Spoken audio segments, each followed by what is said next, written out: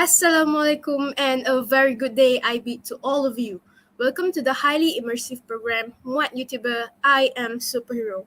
Before we start our program, let me introduce myself first. My name is Nur Adlin Auji binti Muhammad Zulkarnain and I am now in my second semester Form 6 student from SMK Keladi. It is my pleasure to welcome every one of you, especially our special guest Mr. Riza Ameh. Firstly, I would like to thank all of you for joining us today for this special live. Today, we will talk about how to explore your strength, how to improve English language, and most interesting thing is how to work overseas.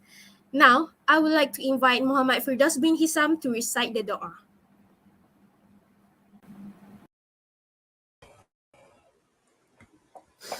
A'udzubillahiminasyaitonirrajim. Bismillahirrahmanirrahim. Alhamdulillahi alamin. Wassalatu wassalamu ala asyrafil anbiya'i wal mursalin wa ala alihi wa sahbihi ajma'in. Allahumma ya Rahmanu ya Rahim. We gather today to express gratitude upon your greatest gift towards us.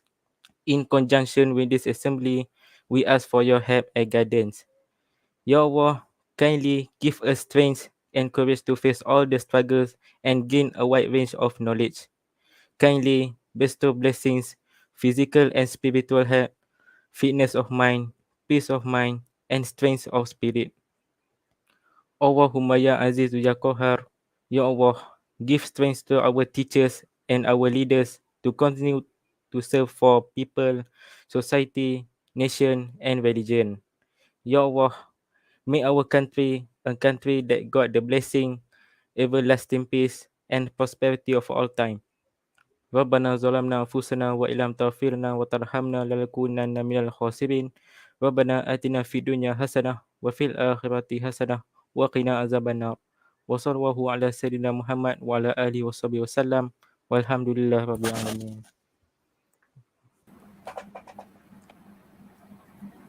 Amin Amin Ya Rabbal Alamin. Thank you, Firdaus. So, before we start, my team and I would like to present a video about our special guest. I'll pass the live over to you, presenter. How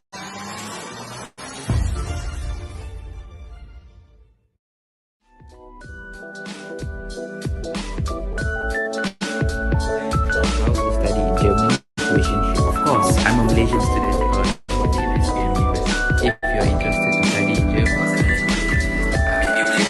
boleh saya kongsikan rahsia saya and check out this website.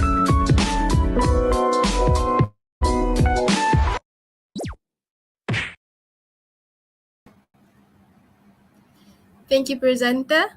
Now, I would like to invite our lovely Muet teacher in SMK Keladi, Teacher Aisyah binti Othman, to take over the live. Over to you, teacher. Thank you very much, my dear Aline, our lovely MC for today. Our special guest, Mr. Riza Amer, welcome and thank you very much for being with us today. We really appreciate your cooperation from the bottom of our heart. I'm really looking forward for your sharing session later. Assalamualaikum warahmatullahi wabarakatuh, and a very good day I bid to all of you. Welcome to the highly immersive program from Muet-My Superpower. I am a superhero. I am Madam Haja Aisyah binti Haji Othman, live from Form 6 Center, Sekolah Menengah Kebangsaan Keladi, Kulim, Kedah Darul Aman. Ladies and gentlemen, I would like to express my utmost gratitude to the committee members from Form 6 Center, Sekolah Menengah Kebangsaan Keladi, Kulim Kedah, and all the great team members, especially the Majlis Perwakilan Pelajar. Guys, you know who you are. Thank you very much. I also want to send you a warm regards from our respected principal, Mr. Jafar bin Mokhtar, Senior Assistant of Form 6 Center 2, Ms. Rofiza binti Ahmad, and other Form 6 teachers. Alhamdulillah, thank you Allah, the most merciful, for giving us this opportunity to share valuable information with the teachers and students from all over the nation. So please everyone, teachers and students, like and subscribe this channel. Not only that, viewers, please write down your name, your school's name, the state that you are presenting to. Viewers, Please write your questions or share your experience and comments in the chat box provided. We will look at your questions or comments during the Q&A session. Thank you very much for your cooperation. Ladies and gentlemen, I cannot wait for the interesting session with Mr. Riza Amer. Thanks a million, Mr. Riza Amer from Abroad Assist, Germany. That's all. Over to you, Lynn. All the best. Thank you, Teacher Aisha. Now, please join me to welcoming Mr. Riza Ame to give some speech. Please, Mr. Riza Ame, now the life is yours. Assalamualaikum, everyone. Thank you again for having me today. I'm really excited to speak to all of you. Thank you to the principal, to the teacher, to the organizer, and to the students today, and to all of you as well. So I was going to present today regarding the strength of how do you identify your strength, and how do you um, utilize your strength for a greater purpose. So it's 7:30 a.m. here in Germany. It's a little bit early, but I'm really excited to start presenting to all of you. So I would like to share my screen. I hope that all of you can see it.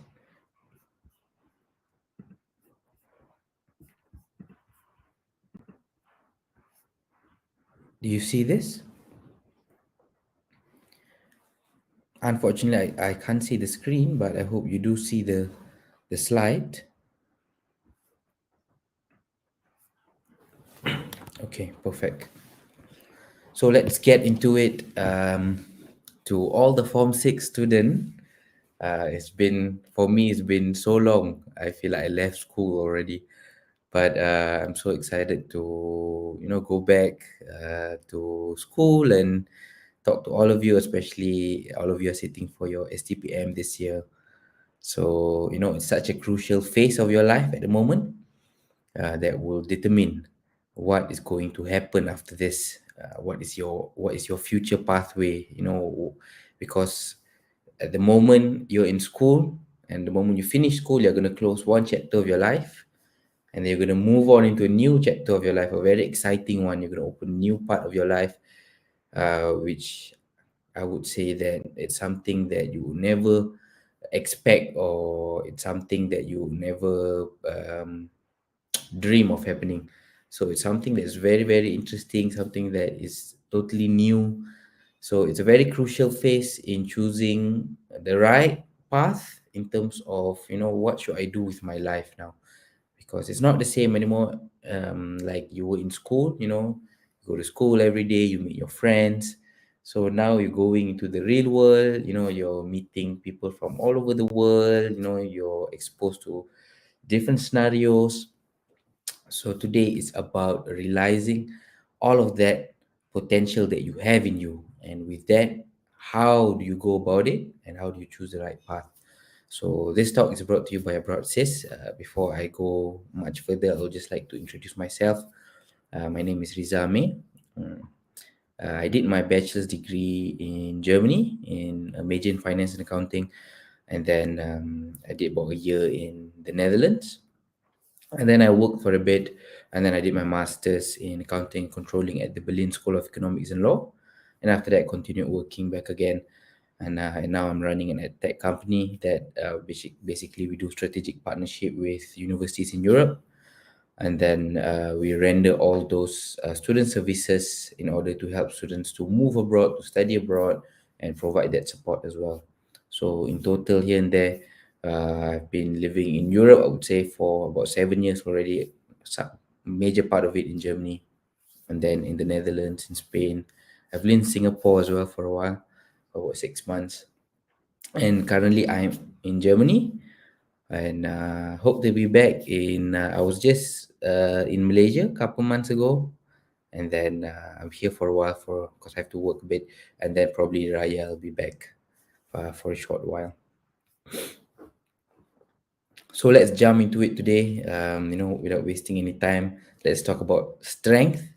I think this is a very important topic to highlight, because usually if I would meet someone, one of the very first question that I will ask people is, tell me about yourself, or tell me what is your strength, or what are the things that you are good at.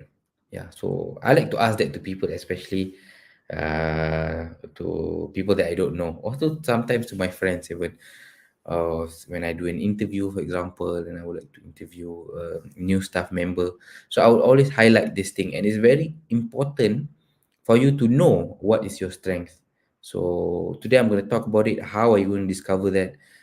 But let's go into the definition of strength first of all. Yeah. So strength is defined as the influence or power possessed by a person. Yeah, there's many other definitions as well, but particularly I'm going to choose this one because it's going to talk about a power possessed or an influence that's possessed. So I want you to imagine a child, a baby that, doesn't, at the moment, is a newborn, doesn't know how to walk yet. How does he gain strength to walk? How does the baby gain strength to walk? Because, the baby is a newborn baby, has never walked before. So I want you to imagine that scenario. A baby gain its strength by trying to crawl, and then it tries to develop its strength by trying, falling, doing it again, a repetitive process of trying and failing to develop the strength in its legs, in its body, in its coordination, from crawling to all the way until the child is able to walk. So I want you to think in terms of strength is not something that is given to you, but it's something that is developed over time. Yeah. With consistent efforts, with persistence effort, you will gain strength. So strength is something that is not given, but is developed through consistently trying and that power in a specific area. So, it could be strength in reading, strength in public speaking, strength in negotiation, strength in technical skills. So it could be a lot of things in a different kind of areas, but most importantly, it's something that needs to be developed. So what's next? Now while you're sitting for your STPM, what do you do after this? Where should you go? So, like I said, at this phase of your life is a very crucial phase for you to choose the right path because it's going to determine the next 20 years, 30 years of your life. Just imagine the situation that you are in right now. The decision and the phase that you are in right now was based on the decision that you made 3 to 5 years ago. So 3 to 5 years ago, you decided to go to this particular school. 3 to 5 years ago, you decided, you're going to take your SPM, and then you plan to take your STPM. So all of the decision that you have made in your past 3 to 5 years, the result is now. So you are the result of the decision that you made 3 to 5 years ago. So when you are 20, 25, later on, at that point of life, your life is going to be predetermined by the decision that you made 3 to 5 years ago again. So which is now, which is when you're leaving your school right now and you're finishing your studies, your STPM and everything. So that decision is very, very critical. So I would just like to share a little bit of my personal experience. So when I finished my SPM, I actually my whole life, I actually wanted to be a pilot. That's what I wanted to do my entire life since I was, I don't know, 4 years old. All the way until I finished school, I always wanted to be a pilot. But I did not come off from a very well-off family. So I really need to do well in school in order for me to get the scholarship. So particularly that year, there was no scholarship to be a pilot. Yeah, but there were other scholarships available. And the only way for me to further my studies was if I could get a scholarship. So I didn't have much choice. The only choice I had back then was to apply for what was the available scholarship that I had. Yeah. So in total, I had applied about 11 scholarships. Yeah. I got back about nine. And from that nine, I decided which one I wanted to go for. Yeah. So based on that decision that I made, although at that point of time it seems like that's something that I wouldn't want to do. I wouldn't want to. I've never heard of coming to Germany, for example. I don't know anything about the country. I don't know anything about the language. Yeah, for back then it seems like a huge step. Something that probably was not in my favor. But I did take that big leap. I did take that decision. I did take that challenge, and today I am the results of that decision that I took 3 to 5 years ago, or probably even more than 5 years ago already. So this is what I want to share with all of you today. What is the key decision that you have to make after this? But before that, let's jump into, how do I know what is my strength? So I asked this question to a lot of people, and I asked people, like, tell me three things about you, or three strengths about you. So first of all, I would like to say that talent without work is nothing. Even if you have a talent on something but you don't work on it, it's worthless. So, in order for you to identify what is your strength, first of all, what you need to do is you need to explore your interest. Okay, because like I said, strength is not something that's given to you, but it's something that is developed over time through consistently trying, failing, being consistent in developing that strength. So, first of all, of course, you need to explore your interest. You have to discover your passion and interest by trying out different things, because without actually diving into different things in your life, without trying, without having the willingness to try different things in your life, you will not discover that, maybe you might have interest in such and such area. Because at a certain point of your life, you know that these are the things that you really like, and these are the things that you really care for. Because later on in your life, you don't have that much time anymore. As you grow older, you don't have much time, and with limited time, you can only care about very little things in life. You cannot have the whole world to you. You do not have the time for the whole world to do everything. When you're young, you do have that time. As you get older, you don't have that time anymore.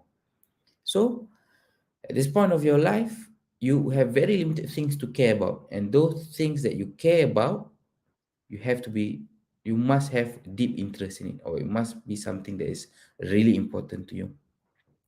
So now, when you have the time before you start going to university later on, getting married, having kid, have to move here, have to start paying your bills and everything, all of these other things.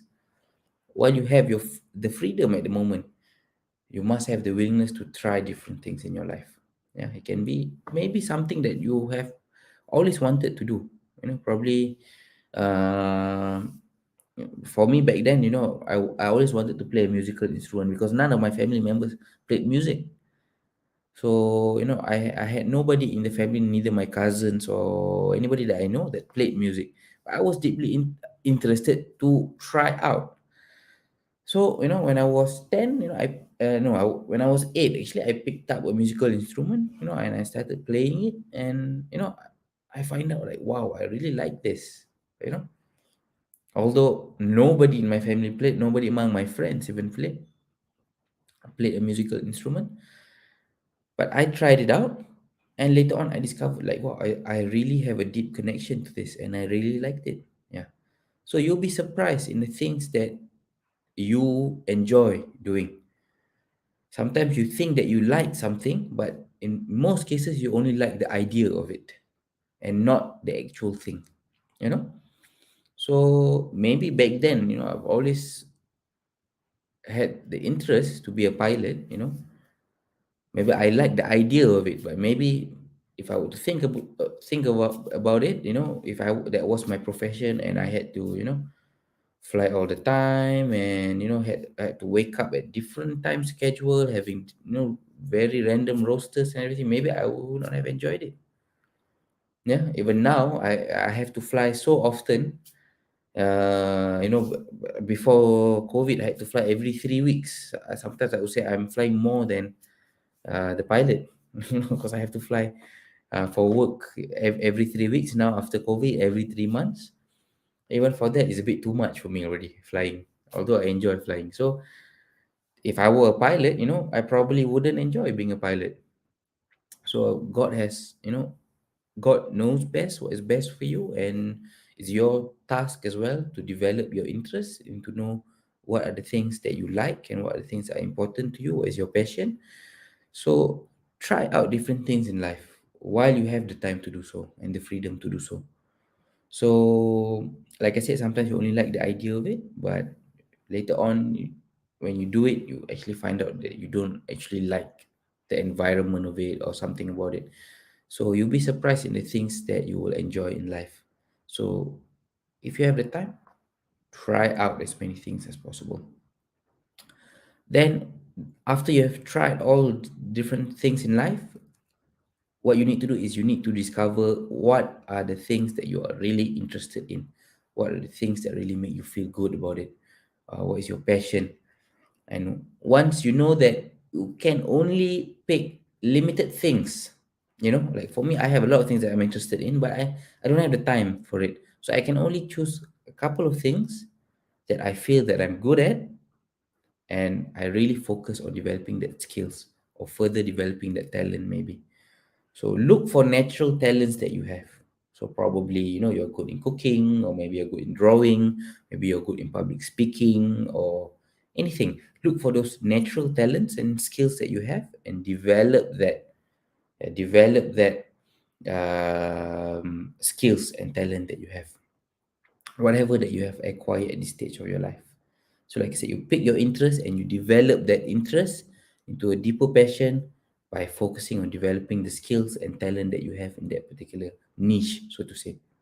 And once you do that for a couple of years, for example, if I played music when I was 8, now I've been playing for how long? For almost 20 years. Yeah, almost 20 years. I just feel like I picked up the instrument just a week ago. But I've been playing an instrument almost 20 years. So once you know your interest, you work on it, the time flies by so fast, and without noticing it, that you're already good at it, and it's something that you are more skillful than others because you have spent a lot of time. I would like to quote a very famous quote from a German. I'm sure you know of him, Albert Einstein. So everyone said that he was a genius, but he said actually he's not a genius. The only difference about him and other people is that he focuses on the problem much longer than other people. Yeah. So that's very interesting. Meaning, what makes him so smart about a particular topic, yeah, in the field of science, or particularly in the field of physics, yeah, was that he focuses that particular problem much longer than other people would. So people might just think about it, but yeah, 1 week or 1 day or 1 hour. But he took years just to focus on this particular problem. So same goes to your strength, same goes to your skills. It's about focusing, taking the time to develop it over a long period of time. You need to acquire it for a very long period of time. So it's not like 1 day, 2 days, 1 week, 6 months. It takes years until that you're really good in what you do.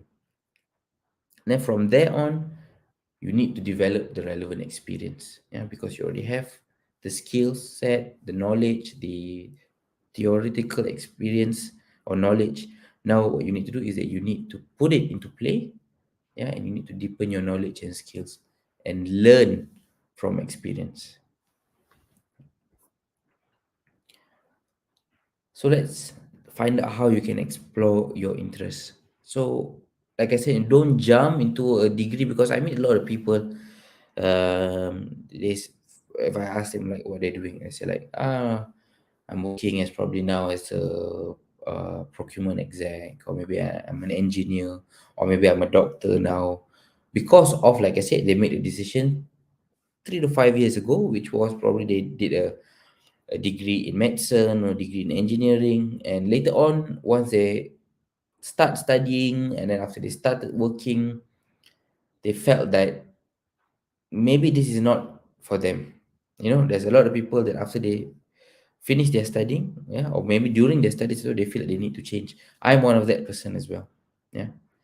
the beginning I was supposed to study engineering, but later on I've discovered that after working in that field, I didn't really enjoy it. I didn't really enjoy going to the factory and working in with machines, not having interaction with people. So I discovered that it was something not for me. Yeah. So same goes to all of you. I don't want you to make that mistake as well, into jumping into something that you don't know of, or without knowing if it's something that you're really interested about, or do you even have skills in that particular field. Yeah, so it's really, really important before you further your studies after this, after your STPM, because after your STPM, you're going to take a degree already. And it's very crucial, and a lot of people choose the wrong degrees. And because of that degree, they start doing this the job that they don't really enjoy after finishing their degree. So it's really important to discover what are the things that really interest you, and you really know yourself, really know your skill sets, and then only jump into a degree that you're really interested in. So first of all, of course, you need to do self-reflection. You need to explore, ask yourself, what is your passion? What is your interest? Maybe, like I said, for me back then, I always felt that I always wanted to learn a musical instrument. Although nobody in my family played a musical instrument, but it was just something that I had between me and myself, that I really wanted to get out of my system and just try it out and see if I like it. Am I good at it? Yeah, at it. So same to all of you as well. Explore, ask yourself what is your passion, what are the things that you're really interested in, and then of course you will develop that skill set. You will develop that interest as well by doing it and by trying and experimenting your interests. Maybe it's cooking. Yeah, maybe you are a boy and you have never cooked at home because your sister, probably your mom, cooks all the time, but you have always wanted to cook but you have never tried it out. So this is the time for you to try it out. This is the time for you to try as many things as possible, as I said, because you have the freedom of time. You have the freedom of, you do not have things that you need to worry about yet. So use that freedom, take that risk, and try as many things as you like. Yeah, and then of course the other way is by learning. You can take a short course to explore theoretical knowledge. Yeah, probably like I said, maybe after this you have after your STPM, you think that you want to do a degree in computer science, but probably you have never ever done programming. You don't even know what it's like to do computer science, or what it takes, or what are the modules in it. So an interesting way how you can do that is by taking a short course to learn the relevant skills. So this is a good way to explore your interests. So you can find those short course programs as well, those 2 months short course program on Abroad Assist. They are fully self-paced, they are fully online. You can start anytime, you can start anywhere. And the good part is that these short course programs are technically modules, regular modules that you would take in your bachelor degree program or your master's degree program. So in a master's degree program, for example, you would have, or bachelor degree program, you would have, for example, 3.5 years. Yeah. And every semester you're taking about like 7 modules. So this short course, technically, you can handpick those modules, whatever modules that you're interested in. For example, if you after this you're interested to do in engineering, or probably you're interested to do automotive engineering, but you're doing your STPM, you're doing regular subject like math and English and pengajian So this is the opportunity for you to try out specific modules in degree programs. Yeah, and try it out and see, whether you even like this. Can you even cope with it, or is it something for you? Or maybe you feel like, no, maybe computer science not for me. I want to try another short course, probably in management, or probably in accounting. So this is a great opportunity for you to pick up that. You can learn the relevant skills. You can explore your interests, by taking specific modules in various degree programs. Yeah, all different kind of degree programs. And then you can have as well that live Q&A session with your professors, and you can speak to the industry expert, ask questions, ask what is the work environment like after this, what are the job prospects, whether you like it or not, maybe you want to do something else. And after that, at the end of the 2 months period, you get a certificate as well. and you get credits as well. It's called a nano degree certificate, and you get it from a state accredited university in Germany. Yeah. So you get the certificate from Germany for a short course program, and the most important part about it is that you get to explore your interest and learn the relevant skills that you're interested in. So these are some of the short courses that are available. And there's a lot of short courses available for you to try out. All of them you can find it on Abroad Assist. Just Google Abroad Assist, and we have one of the world largest integrated upskilling learning portfolio, meaning that you can find all kinds of different modules which you can take. And like I said, these modules are regular modules that you would take in a degree program, in a bachelor degree program, in a master degree program. So because you are SCPM leavers, and you don't know yet what are the things that you're going to do after you finish your school, so this is a great program for you to handpick specific programs to find out if you're even interested in it. For example, you're interested in blockchain. Maybe you want to do a degree in blockchain or business intelligence. So you can try out just a short course module which you can complete within 2 months, and have it's a normal degree, like a degree program which you have with your professors and everything. But the good part about it is fully online, and you get to tackle that particular topic. You have to do the quizzes and the tests as well. At the end of the 2 months period, you get a certificate for it, and you get to explore different kind of things. Maybe you're interested in corporate finance and investment. I've taken multiple of these short courses program. I'm taking one next month as well. So you can take, for example, in corporate finance and investment, you can take, probably you want to do marketing, but you have never done marketing before. You want to discover whether are you even interested in marketing before you go into a full on 3 year degree in marketing. You probably want to try out a 2 months program to discover whether do you even like marketing. So you can even take courses like international marketing, management accounting, supply chain, and all of these different kind of program. Like I said, all of the programs listed here are all of them available on Broad Assist. So just go ahead and Google and click on short courses, and you will find them. So I'm going to move on into identifying your skills. Before this was about developing that interest, finding your interest. Now comes the crucial part about identifying what are your skill sets. Okay, so how can you find out what are your skills? Once you have discovered your interest, now you need to focus on these three things. Number one is, what are your personal traits? So personal traits are things that you develop when in your childhood, throughout life experience. So probably because probably you had very strict parents, yeah. So probably because of that, you needed to be very diplomatic as you were a child, in order to get the things that you want. So different people have different traits, natural traits, yeah, that is developed. So ask yourself, what are the traits that you have? Are you a patient person? Are you an independent person? Are you someone that is very reliable? Are you someone that's very kind-hearted, yeah, caring? So you have to start asking yourself these kind of questions, because these are the things that are going to matter what you're going to do in your life later on. Yeah. For example, if you're someone that is not patient or not caring, if you later on decide to do medicine, or you later on decide to do medic, and you end up becoming a doctor, it's going to be very stressful for you, because you're not someone that's very patient. You're not someone that is very deeply caring about the well-being of other people, for example. Yeah. And you have to be a doctor. It's not going to be a suitable pathway for you. Yeah. Or maybe, for example, you're not very patient and you're not very diplomatic, and then you end up doing probably something in the public service. Yeah. Maybe you end up working at the embassy, for example, or have to you are a delegate, so it might be not the suitable path for you.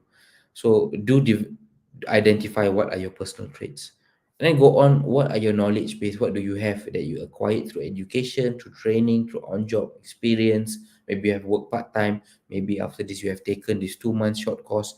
You have gained knowledge about marketing, for example, how to do marketing, and you're interested about it. So this is the opportunity to do so. And this is what you need to identify as well. What are your knowledge? Public speaking, painting, cooking. Okay, so identify this. Secondly, and thirdly, what are your functional skills? So functional skills are natural ability. Are you able to organize? Are you able to analyze things? Are you a very analytical person? Are you detail oriented? So these are the three things, different parts of your skill sets that you need to identify, which later on you need in order for you to identify what is the best pathway for you and what decision you should make. So I'm going to make this four chart over here, and I want you to memorize this chart because it is very, very important. I use this as my life. I developed this chart and I use it as a personal reference for myself. Okay, so at the bottom of the axis of the x-axis, you have your interest. All right, and here horizontally you have your skill sets. If you have no skills in a particular thing, or you have no interest in a particular thing, simply just ignore. Okay, or probably you will naturally ignore it. Maybe for me it would be painting, for example. Okay, I don't really have much interest in painting or writing, for example. I do not have the interest in it, neither do I have the skill sets for it. So I'm just going to ignore this part of this field. Okay, because I don't have no interest in it, I have no skills in it. And then there are things where you have skills in it. Yeah, you are highly skills in it. You are highly skilled, but you have no interest in it as well. Yeah. So maybe this could be something like baking for you. Okay. So maybe you're a good baker.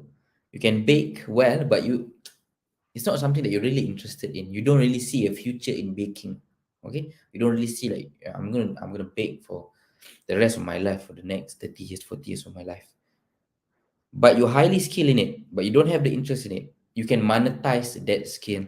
All right. You can make it into a side hustle. So for example, some people are very good in writing. They don't really have that much interest in it. Yeah. Not that they don't have interest, but their interest is low. But they're highly skilled in it. You can monetize this skill set. Okay. And then there are another quadrant whereby you are highly interested about, a particular niche that you're very interested about, but you don't really have that much skills in it. All right. So that might be for some probably like playing a musical instrument. Yeah, like you're really interested to play a saxophone, or you're really interested to play a piano, but I don't really have the skill sets for it. My skill set is not that good. So take that as a hobby. Yeah, maybe it's like photography, or maybe it's like baking even. Like I'm interested in doing it, but I don't have the skill set. So these are the things that you can do in your free time. Later on when you have a career, that is something what we call a weekend warrior. So usually, for example, like for me on the weekend, I would like to play golf. So for me, like I cannot imagine myself as a pro golfer, of course. Yeah, because that would require a huge amount of skills. I cannot imagine myself as a professional golfer, but I'm highly interested in it, and I'm interested to develop the skills over a period of time. But I'm not in a rush, so I can play. I enjoy it, and even though you're bad at it, you still enjoy it. So for me, like right now at this stage of my life, I take playing musical instrument as a hobby because it is something that was not naturally gifted to me, but it was a skill set that I need to acquire over a period of time.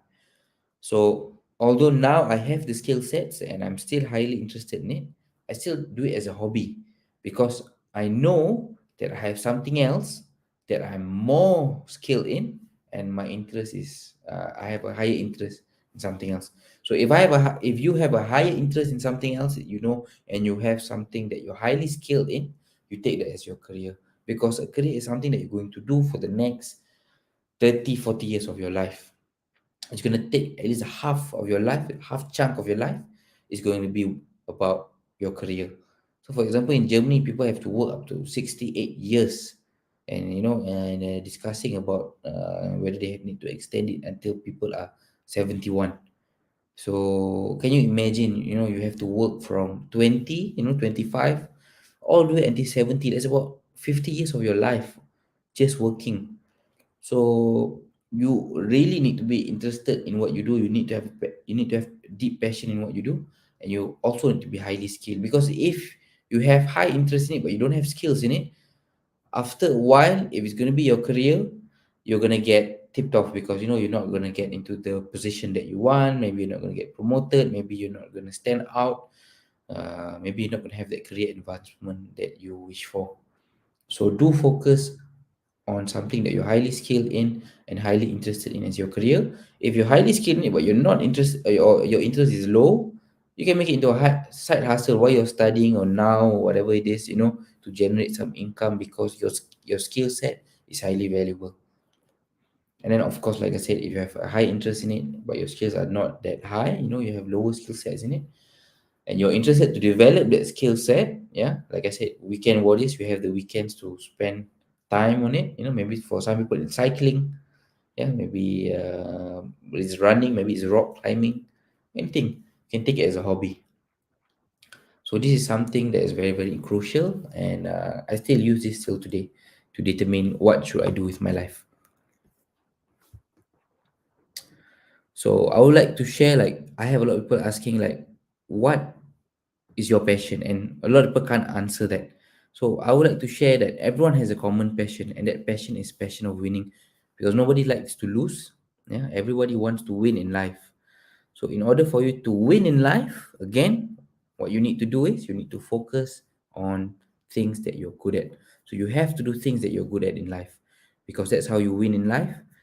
So focus on things that you have, natural talents in. What are the things that you're gifted, what are the things that you're willing to work on to develop further skills, to develop further knowledge in, whether it's through theoretical knowledge, but through degree or through working experience. But whatever it is, everyone's passion is to win. So in order for you to win, focus on the things that you're good at. Yeah. As I said, as you go further in your life, you have less freedom to switch things, to jump things.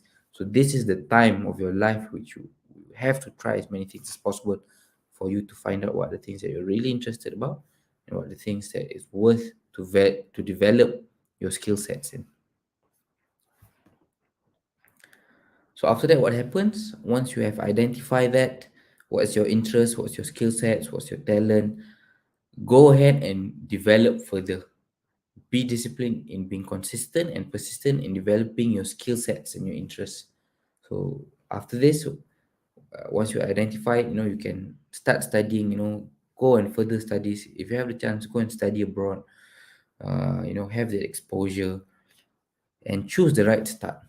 This is very important. You have to choose the right start. Like I said, I wanted to be a pilot, and then I jumped into being an engineer, and then I found out I didn't like being an engineer, and then I jumped into doing business and doing an accounting, doing in finance. Now I'm in the education scene, and so use that opportunity and the freedom to try out different things. So by the time you have to start studying, to further studies, you know which pathway to take, because it's really crucial to start right. And then after that, you need to start to manifest your life. Imagine, dream of the life that you want. You have to think, what are the lifestyle that you like. Yeah. So for me, for example, in Germany it's very cold. So I've been living here for quite a long time of my life. And I've lived for a short while in Spain as well, and I really like it there. I really like the environment there. I really like the food, the culture, the vibe, the warm weather, the beach. So I manifest that.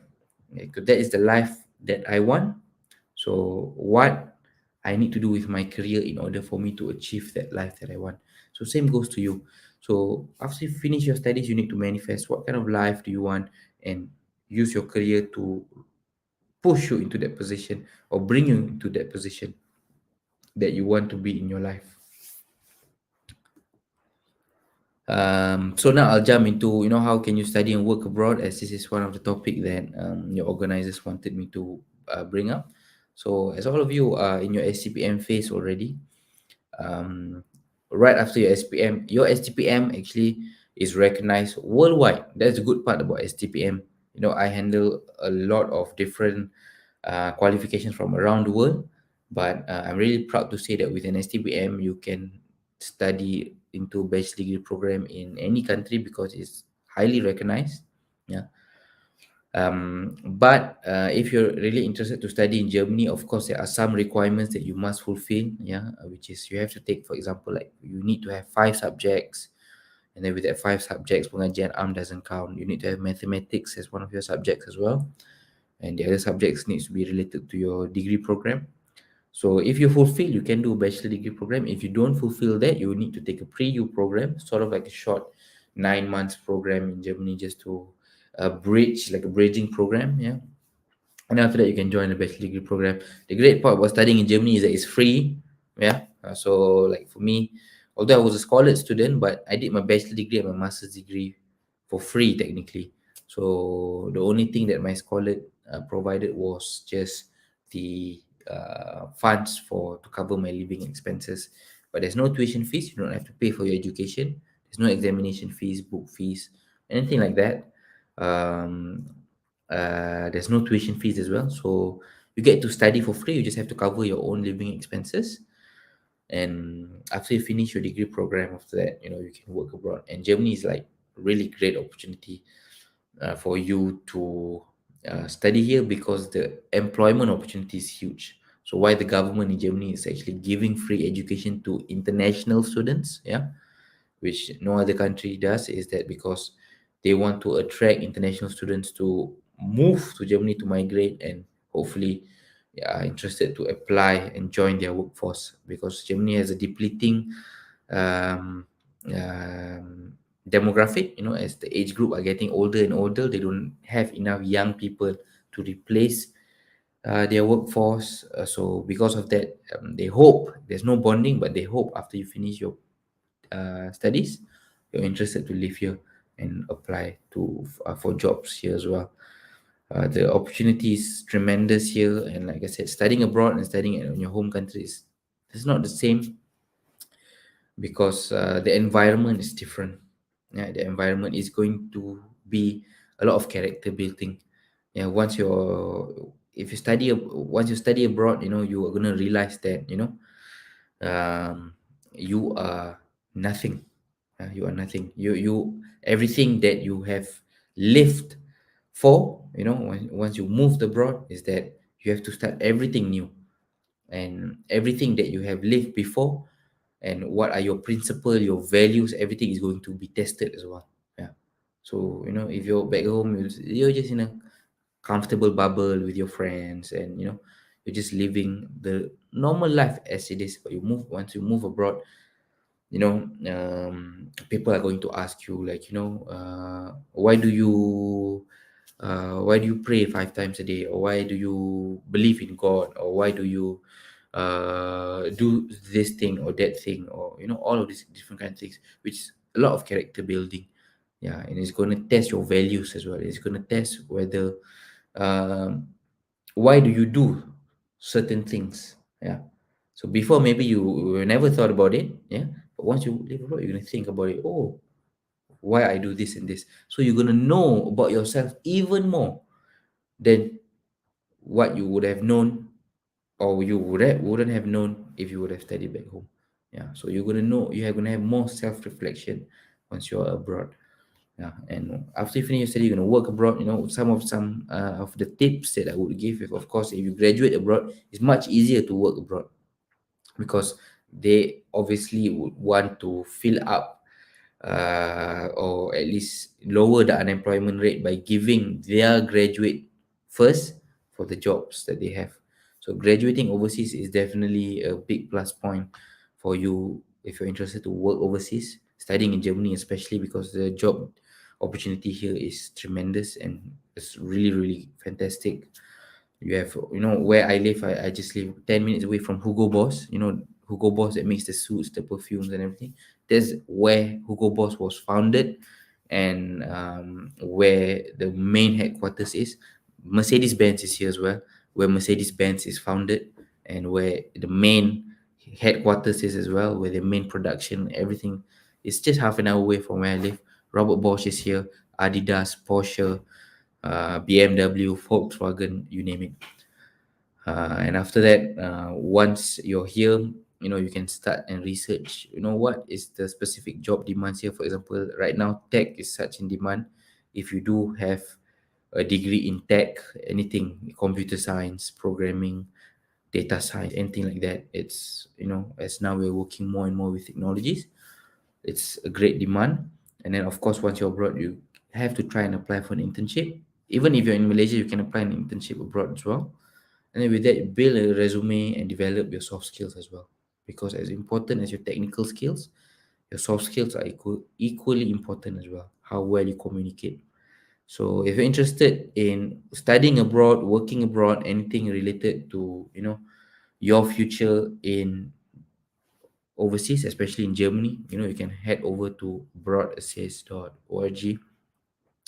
And if you have any inquiries, go ahead and just drop us an email at info@broadsys.org. You can just DM us on any of our social platforms as well, Instagram, Facebook, anything else. And then, of course, lastly, before we end today's talk, the organizer also wanted me to highlight how you can improve your communication skills. So there's 4 ways to improve this. One is by listening, which is by listening to good speakers, how they speak, their tempo, their intonation, how they stress certain parts of their speech. Yeah, you can get into public speaking as well, and then by reading, you pick up new words, new vocabs. It's definitely going to improve your English. And then you can also do it by watching movies, because by watching movies, you also, I know people that purely just watch movies, and they pick up the way how the actors speak. And you can also improve your vocab. And if your English is not so good, you can start by reading the subtitles. Read the subtitles. So there are people that are learning Korean by watching K dramas. I'm sure you can pick up English as well by watching normal movies. And then, of course, lastly is by practicing. Don't be shy. When I came to Germany, I couldn't speak a single word of German. Yeah. So now I've been living for almost 7 years.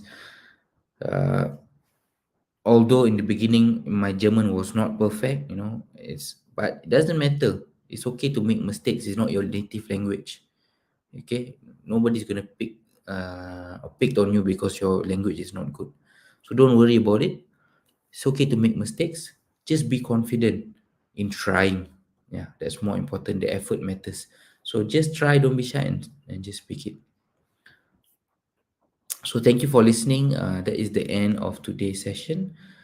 If, like I said, if you want to contact me, you can go ahead and email me at info@broadsys.org for all the programs that I mentioned today. Or if you're interested to study, in Germany, or to work, you can head over and find all the information that you need on the my portal, broadsys.org. If you need a session with me as well, you can book an appointment as well with me, one-on-one, if you need any help.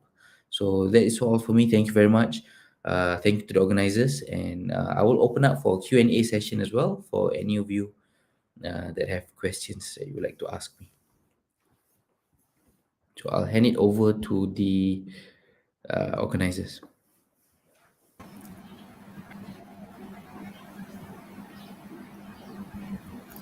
Thank you, Mr. Riza. Now I will invite our student to ask few questions regarding to this topic. Firdaus Hakimi, you may ask now.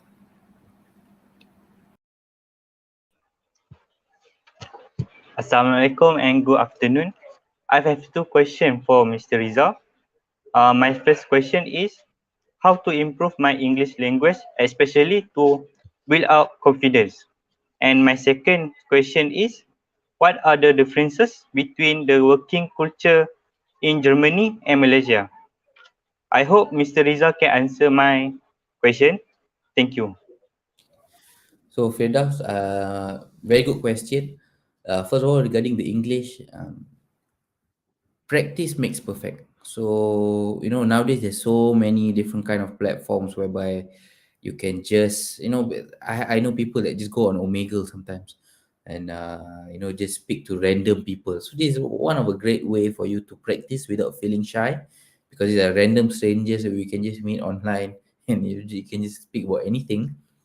So this is a good way. You just have to practice it. You just have to speak. It's not perfect. My English is not perfect. My German is not perfect. My Malay is also not perfect. But it doesn't matter. It's not about being perfect. It's about improving, moving from your current stage into a stage that you're better on. So don't worry about it. By trying and failing, you develop your strength, like I said, and just by not being shy and just by practicing it, you will improve it. And then the second one was about the work culture. The work culture is of course very different here, because here it's all about work. They take work very serious. For example, they would look at their phone or answer a call when they are working. So when it's working time, they really work, and sharp at 5, 4, they leave the office. They don't even stay for overtime and stuff like that. So they separate their life and work into two different parts of their life. They don't combine it. Work is work, colleagues is colleague. I work during my working hours, and I finish my work during my working hours, and then I have my normal life. So here there's a thing called like Feierabend in German, and it means like to celebrate the evening after you finish your work.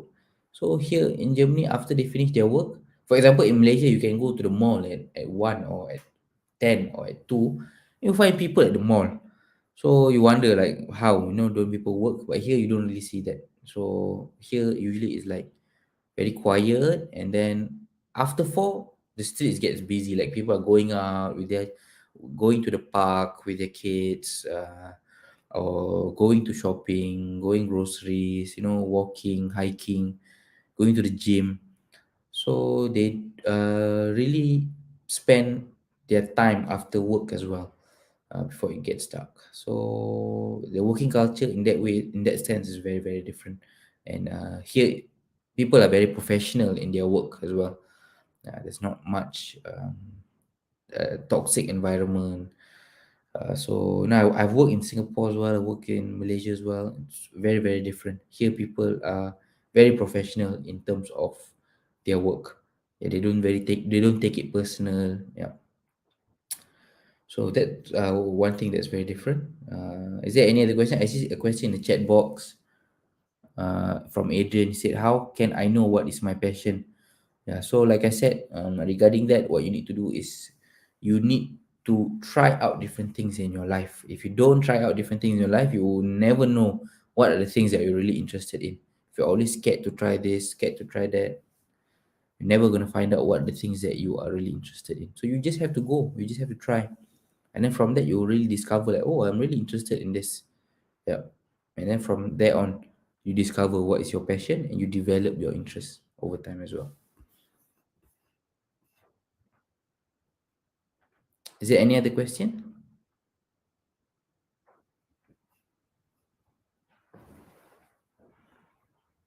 Did all of you manage? Thank you for the question, Firdaus Hakimi. Now, I will invite Nuraisha Shafika binti. I'm sorry, Nuraisha Shafika. You can ask your question now. Hello, Mr. Reza. My question is how to overcome your weaknesses? And my last question, how to avoid feeling down or demotivated? Thank you. Your first question was how to eliminate your weaknesses.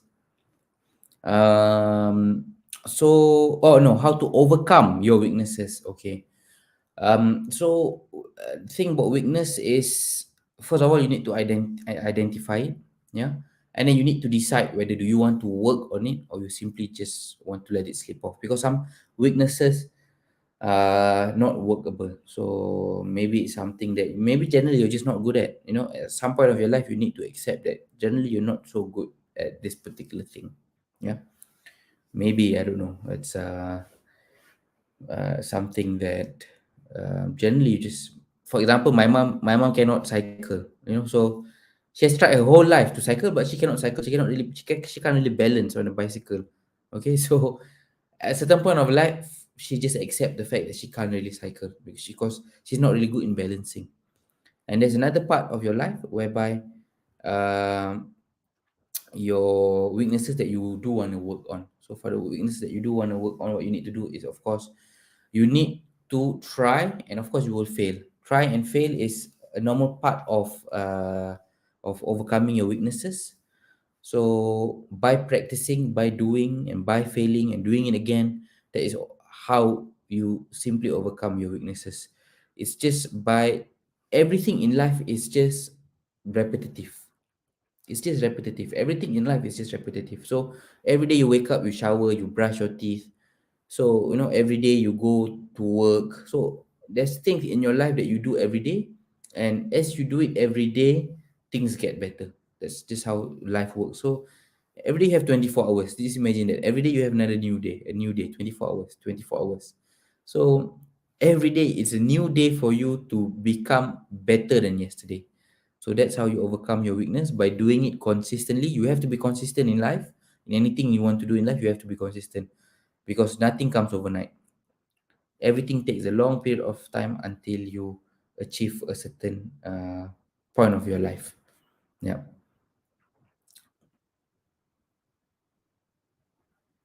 Is there another question?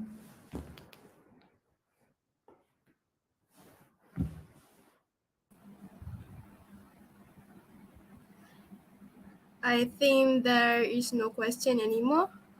Thank you, Mr. Riza. Now I will invite teacher Aisha binti Othman to join the live. Hi, Mr. Riza Amer. Alhamdulillah, thank you very much for the fruitful session. Indeed, we have very positive feedback from the viewers out there. I just like to highlight one of the issue by Madam Farida, I think, from College Matriculasi, I suppose. Mhm. The importance of soft skills. You Mhm. might want to stress the importance of the soft skill to these students, number one. Number two, in the era of the pandemic COVID 19, what are the challenges for you, especially Malaysians living abroad? And number three, some student might say, what about our parents or family back home? We will miss them, homesick. How do you overcome that? Okay, Mhm. that's all, Mr. Rizami. Thank you very much. Okay.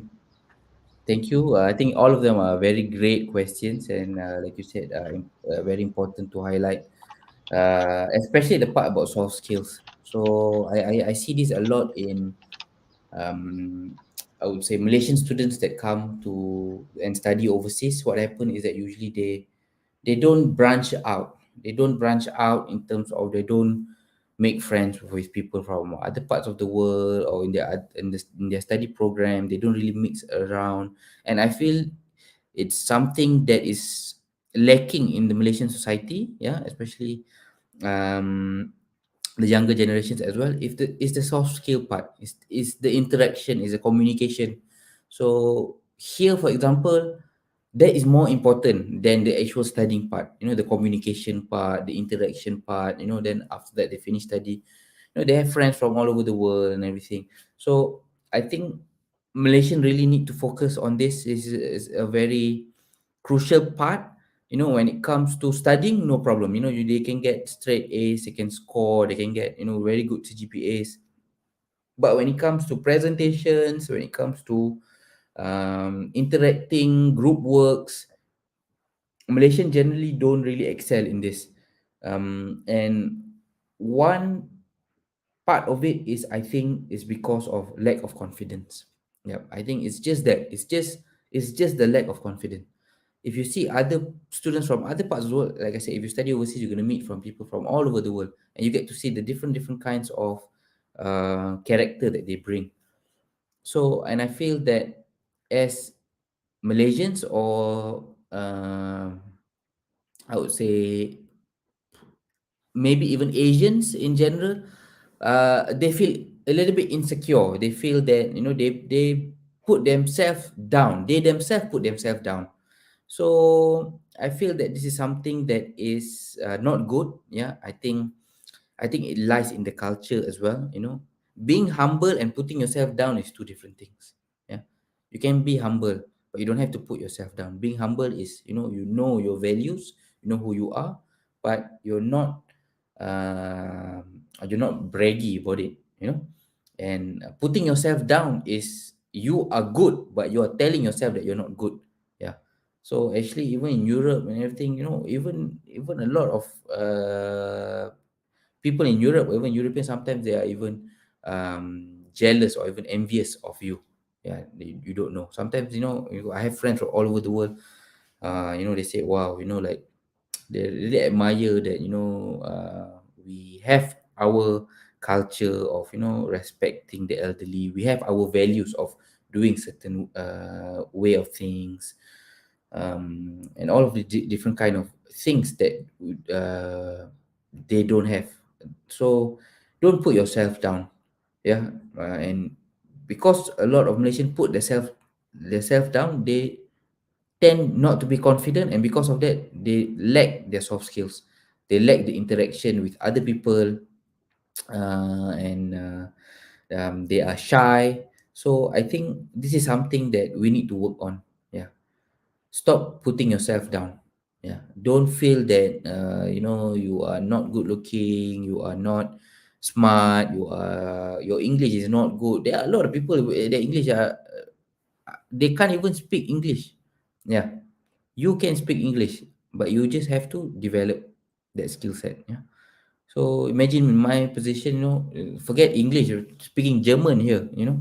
So I can't even speak German. So it takes time to develop it, and it's the first step is to stop putting yourself down, and second thing is to stop being shy and just go ahead and interact with people.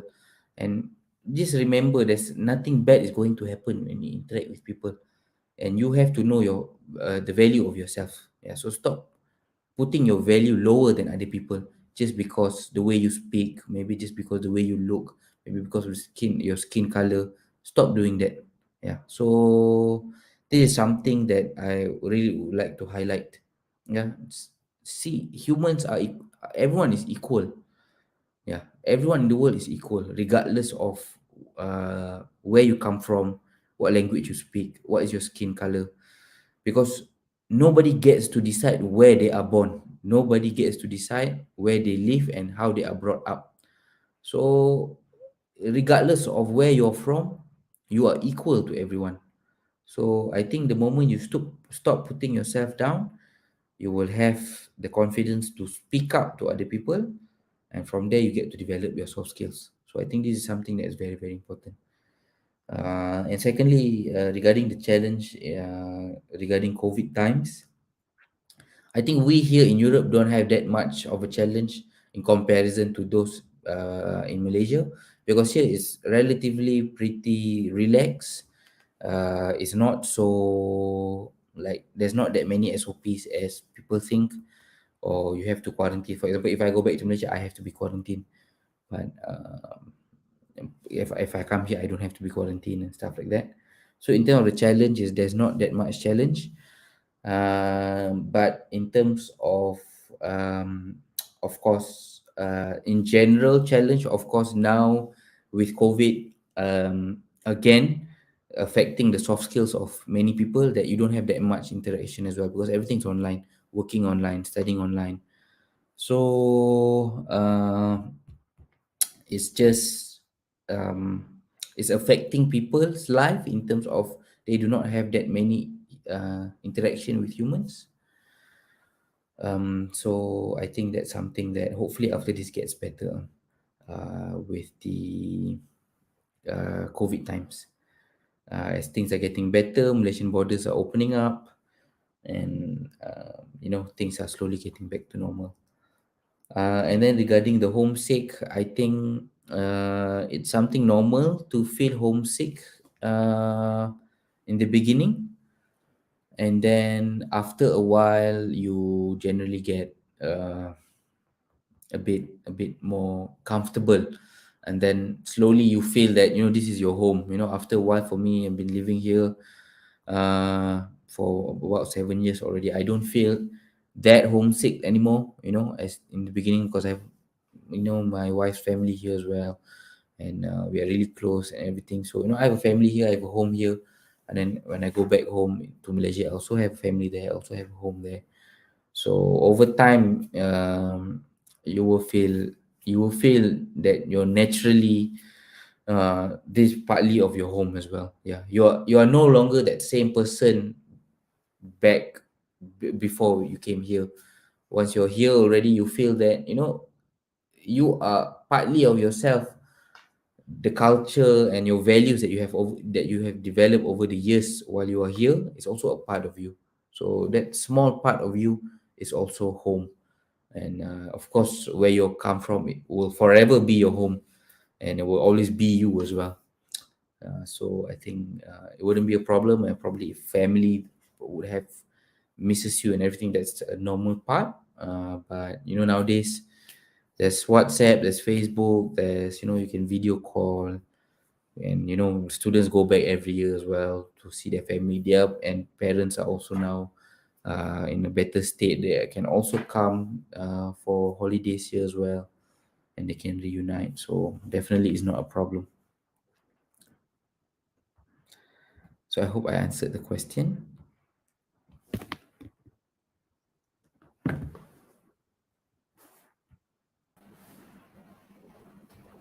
Thank you, Mr. Rizame. The answer is very helpful, and thank you for all who have asked the question. It was very helpful. Um, for Mr. Rizame, may I ask, is your wife is with you right now? My wife is not with me, but I can go and check if she's downstairs, because she's baking a cake, because today is my father's-in-law's birthday. I can go and check on her if she's free, or if she's free to join. If you give me about a minute or two, All yeah. right.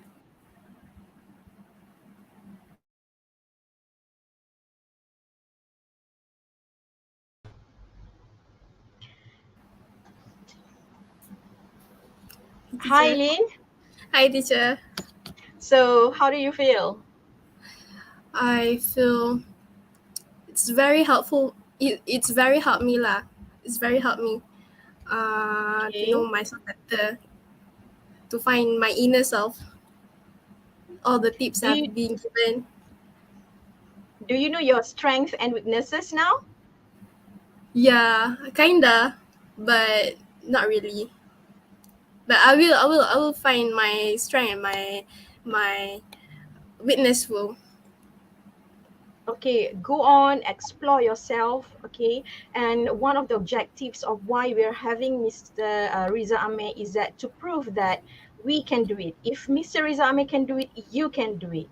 All right, other students, other individuals, they also can do it. Open up your mind. Do not think very close with closed mind. You know, think out of the box. Okay, so we are trying to get Mrs. Rizame, that is Madam Michelle. If she's available, then we can just say hi to her. And as what Mr. Rizame stated just now, she's baking at the moment for her father. Yeah. Okay, right. So So yeah, is she available? she is available, but she said she'll take some time because she has to put it in the oven at the moment. So yeah, a bit busy. uh, Mr. Rizame, I did watch your YouTube channel with your mom. Yeah, You're yeah. cooking lasagna, gluten free. Would you like to share something on that? Yeah, yeah. My mom is actually an English teacher. So she's a English lecturer. I mean, she of course is teaching in Penang, but she also used to teach in boarding schools and everything. So she's a big role model for me as well growing up. Yeah. Boleh kita dengar sikit lorat Penang tu. Boleh, boleh. Tak ada hal. Kok lah duduk duduk Germany tu lidah dia tergeliat ya. Orang Kedah kata lidah tergeliat. Tak tergeliat. Bini pun pandai Okay. cakap Penang. Hmm. Oh yeah.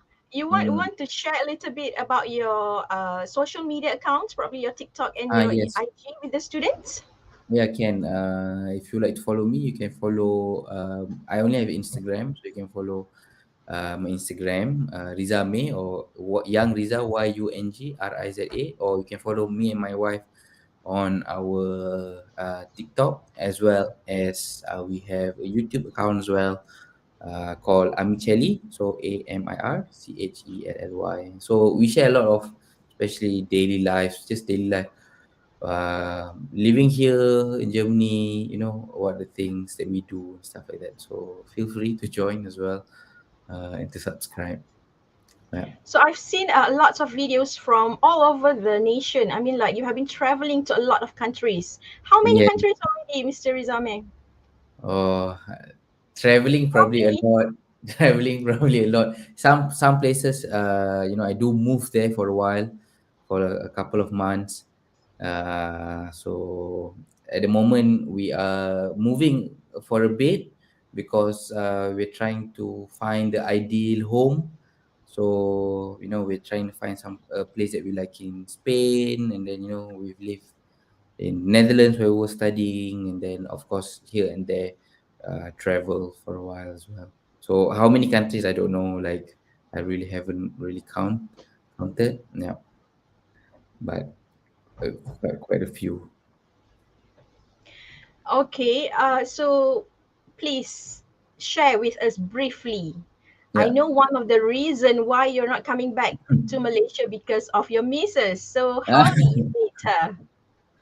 So partly because of that as well, because it's really torn apart sometimes, because you have both family, your family and her family, and you always want to be equally. You do want to please both sides of your family as well. So so half the time we try to spend with my family back home in Malaysia, and then half the time we spend with her family here as well. And we are very, very close. I'm very close with her family, she's very close with my family, and my family is also very close with her family. So it's all, like, try to spend as much time as we can. And then regarding where I met my wife, I met her while we were studying. We did the same, went to the same university and did the same degree program. Yep. So we met during a degree program, and we were friends for 3-4 years. And then after that, after knowing each other for 3 to 4 years, and then we got married after that. Yeah. Recently, All right. just almost 1 year now. Almost 1 year. Mm-hmm. Back to your abroad assist, right? Yeah. Where did you get the idea of setting up your own business? You know, as a Mm-hmm. foreigner, Mm-hmm. you're alone there. How Yeah. do you cope with that? I think because of the problems that I face, I think that where the idea came from. So as being a foreigner abroad, not knowing, how to, with a foreign language, if it's English, it's still fine. But if it's another language that you're not familiar with, and then you need to deal with all these letters, insurance, and then with the bank, moving abroad, finding accommodation, applying to university, later on finding a job. So with all the challenges that I face, I felt that this is something that I could provide value to students, with my experience, and with other people experience as well. Having the team on board, to support students in terms of what are the necessary things that they need in order for them to come live overseas, study overseas, later they need to work. What are the support system that needs to be in place? And from there on, we've been partnering up with so many universities overseas, and then developing our own program, and then coming up with all these short courses program, online program, language program, semester exchange program, degree, masters, and everything. And then it's just sort of, it's been almost 5 years now, and it just sort of takes off. And I think, if you, like I said, if you are really interested in something, and you really know what is your skill set, you really know what you're good at, I think you should really dive into it. So for me, I already had the technical knowledge about it, because I've gone through the process, I've gone through the problem, I've come up with the solution. It was, it's just matter of time for me to just bring back and provide that value to other international students as well. So I think, if you focus on your interests, focus on what are your skill sets that you're really good at, it's much easier for you to do something like that. Right. But I think with the Malaysian students, they Mm. have this mentality like you will say, if I put it in Malay, alah, teacher kami ni bukannya pandai pun cakap orang Mm. putih, apatah Yeah. lagi nak cakap German. Kami ni Yeah. orang kampung je. They have lack Yeah. of confidence. And Yes, this is yes. why, the reason why you are here. Okay, Yeah. so please support them. Yeah, that's why I feel that first thing is, don't put yourself down. Yeah, don't never put yourself down. Yeah, that is the most important, because your confidence is affected because you put yourself down. Yeah, so if you don't put yourself down, you will not have a problem with your confidence. Yeah, so if you always say that you are not good, you always say that you are not your English is not good, you're from kampung people. Here also there are kampung people. Anywhere in the world there are people from kampung. Yeah, anywhere also there's a kampung. So there's nothing wrong where you're from. It's not where you're from.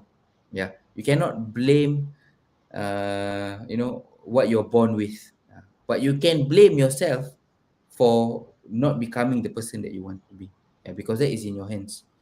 That's the power that you have in your hands to develop things that you want. So you have the power. You don't, like I said, every human being in this world is equal.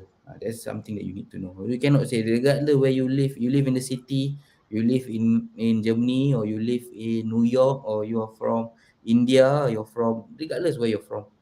Yeah, you're all human beings. You're all the same regardless of your skin color, what language you speak, whether you're from kampung or not from kampung.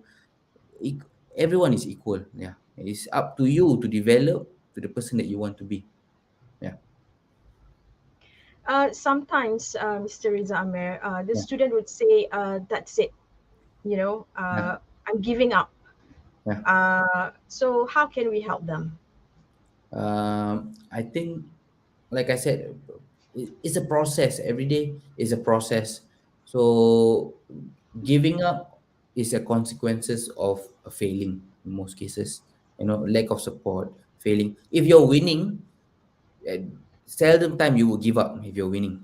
So, like I said, everyone's have a common passion. That common passion is the passion of winning. So in order for you to win, you really need to identify that strength. Really dive into different things, try out different things, find out what you're really interested in, and then from that point, really develop the skill sets.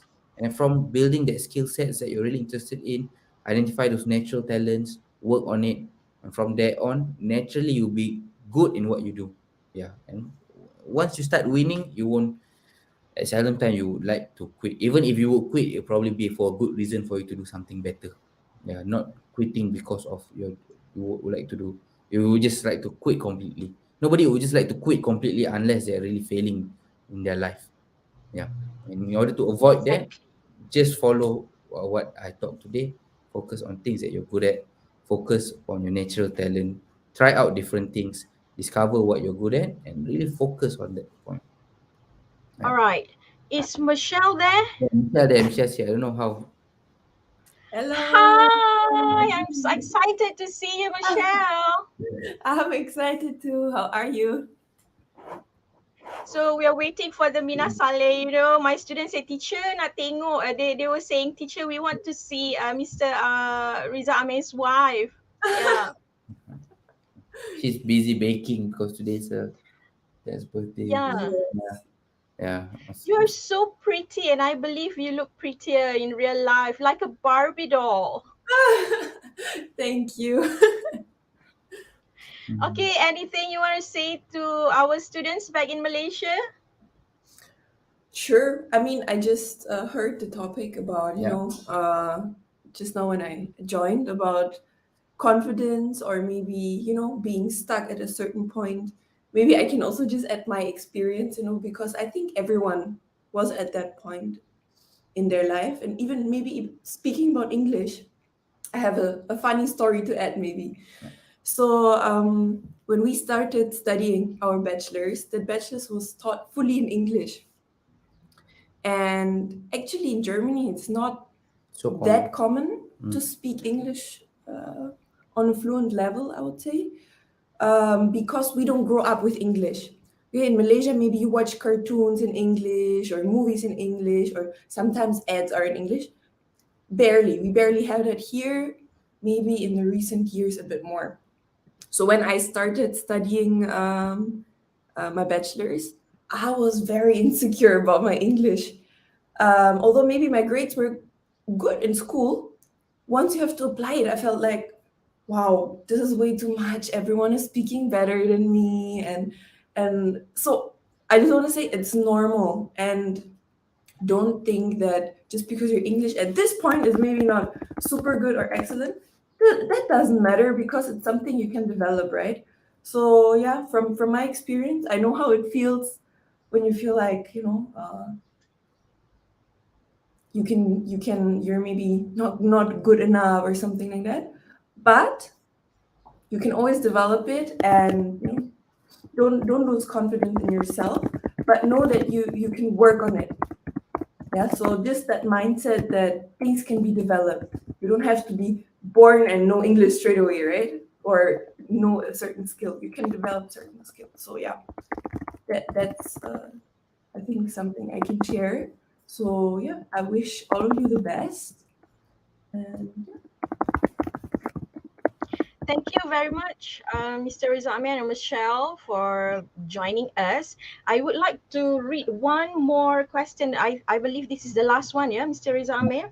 Yeah. Are there any financial institutions or bodies that could support foreign students to study abroad in Germany besides government scholarships or loans? Yeah, I think that is a very good question. If Yeah. you'd like to answer that. Yeah, I think it's a very good question as well.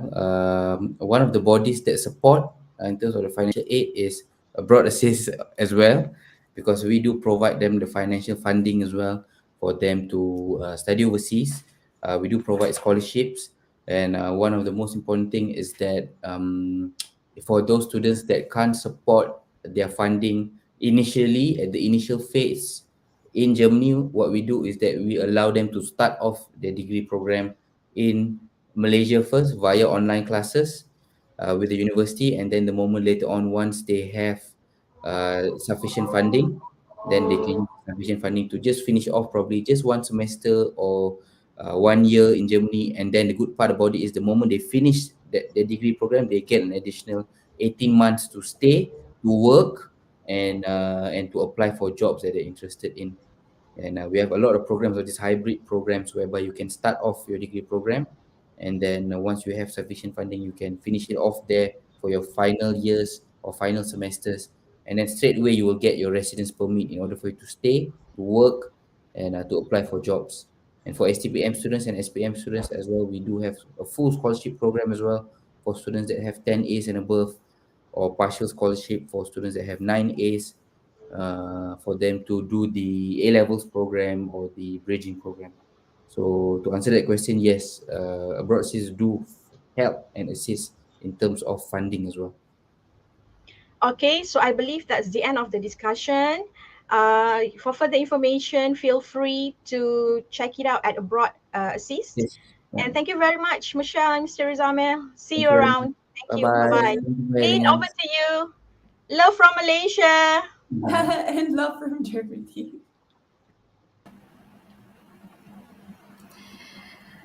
For your information, sad for me to say, but we are already at the close of the session. Thank you all for making time in your busy schedule to join us even on weekend. It's been our pleasure to host this live, and I wish you all have a good day. That's all from me. Thank you and sign off.